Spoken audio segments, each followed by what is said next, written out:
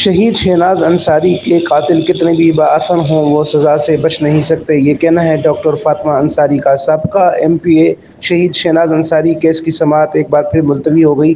خیال ہے کہ ماڈل ٹرائل کورٹ و ایڈیشنل سیشن جج کی ایک عدالت میں مقدمہ زیر سماعت اور اس حوالے سے ہائی کورٹ کی واضح ہدایت کے باوجود مقدمہ التوا کا شکار بھی ہے۔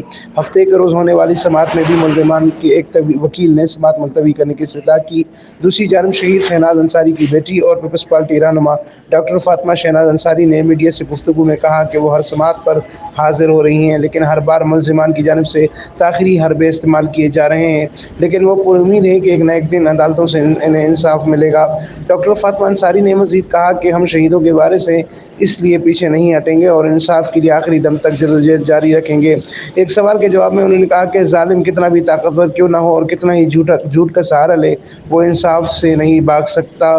دوسری جانب عدالت مقدمہ کی سماعت 17 فروری تک ملتوی کر دی گئی ہے۔